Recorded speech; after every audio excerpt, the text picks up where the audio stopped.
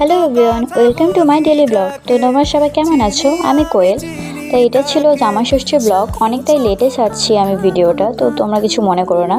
সেদিন সকালবেলায় উঠে স্নান সেরে নিয়ে পুজো করে নিয়েছিলাম আমি, আর দিদি আর মা সাইডে জোগাড় করছিল ষষ্ঠীর। তারপরে দিদি আর আমি রেডি হয়ে ষষ্ঠীতলার দিকে চলে গেছিলাম। মার একটু যেতে লেট হয়েছিল, ওই জন্য আমরাই আগে চলে গেছিলাম। তারপর ডালা রেখে দিয়ে, আমাদের ডালাটা সাইডে রেখে দিয়ে দিদি এইদিকে হচ্ছে তেল সিঁদুর ধূপকাঠি প্রদীপ সব এইদিকে দেখিয়ে নিচ্ছে ষষ্ঠী মাকে। তারপরে কিছুক্ষণ পর মা চলে এসেছিলো। তার কিছুক্ষণ পরে পুরোহিতও চলে এসেছিলো, আর খুব ভিড়ও হয়ে গেছিলো, ওই জন্য ফাঁকায় দিদি তেল সিঁদুরটা দিয়ে নিয়েছে। তারপরে দেখতেই পাচ্ছ খুব ভিড় হয় আমাদের এখানে। তারপর আমরা সাইডে বসে খেলা করছিলাম আর গল্প টল্পগুলো করছিলাম। একটা হচ্ছে কিউট ভাগনা ছিল, ওর সাথে হচ্ছে খেলছিলাম। তারপর পুজো দেখছিলাম এদিকে। পুজোটা হয়ে নেওয়ার পরে তারপর আমরা সবাই মিলে অঞ্জলি দিয়ে নিয়েছিলাম। তারপর অঞ্জলি শেষ হয়ে যাওয়ার পরে দেখতেই পাচ্ছ সিঁদুর খেলাখেলি এখানে শুরু হয়েছে।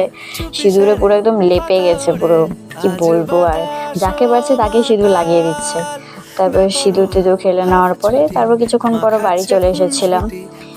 বাড়ি চলে এসে নিয়ে তারপরে এখানে এসে জিজু আমাকে, তারপর ভাগনা ভাগ্নে সবাইকে মা এটা কি শার্ট না কি হয় ওটা দিয়ে নিচ্ছিল, দিতে হয় বলে। তারপরে শার্টটা এগুলো ধুয়ে নেওয়ার পরে এখানে একটা আম কেটে যে খাইয়ে দিচ্ছিল। তারপরে সবাইকে ষষ্ঠীর সুতা পরিয়ে দিল, প্রথমে জিজুকে, তারপরে দিদিকে, তারপর ভাগনা ভাগ্নি, তারপর আমাকে পরিয়ে দিল মা।